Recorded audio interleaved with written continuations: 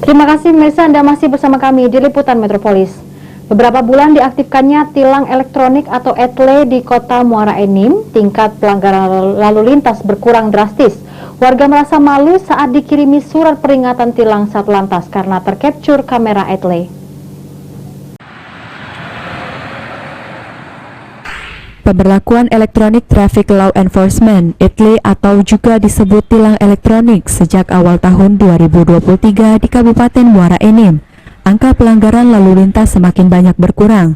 Setidaknya beberapa bulan terakhir sejak diberlakukannya tilang elektronik, pelanggar lalu lintas berkurang mulai dari 30% hingga 40% dari aktivitas pengendara yang ada di Muara Enim.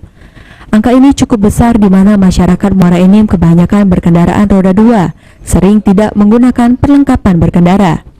Menurut Kasat Lantas Polres Muara Enim AKP Suwandi dari data ANEF yang terangkum dalam beberapa bulan terakhir, Satlantas mendapatkan banyaknya penurunan pelanggaran lalu lintas yang biasa didominasi oleh pengendara sepeda motor. ETLE sendiri sangat efektif untuk menekan angka pelanggaran lalu lintas khususnya di kawasan kota Muara Enim. Sejak Maret cuma ada 61 pelanggar, bulan April ada 46 dan bulan Mei 40 pelanggar oleh pengendara roda 2. Sedangkan mulai Januari hingga bulan Mei 2023 ada 583 pelanggaran. Ini angka yang cukup rendah dibanding sebelum diberlakukannya ETLE. Kita menganep untuk kita laporkan ke Ditlantas berapa masyarakat yang sudah melanggar. Jadi setiap hari kita anep dan kita laporkan.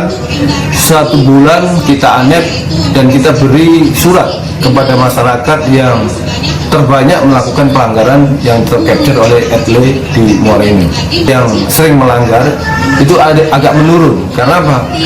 Dia merasa malu, loh kok saya bisa tercapture? Iya, karena masyarakat itu sering lewat situ dan sering melanggar tidak menggunakan helm. Itu bisa, itu kita suratin ke masyarakat yang melakukan pelanggaran ETLE. Rata-rata pelanggaran sendiri didominasi oleh pengendara roda 2 yang tercapture tidak menggunakan helm, berbonceng 3 dan melawan arus lalu lintas. Sedangkan sisanya pelanggar dari roda 4 yang tak menggunakan safety belt. Untuk memaksimalkan penurunan angka pelanggaran, Satlantas kembali menerapkan tilang manual secara hunting yang dilakukan oleh anggota bersertifikasi untuk menindak pelanggaran kasat mata. Mardiansyah, PAL TV.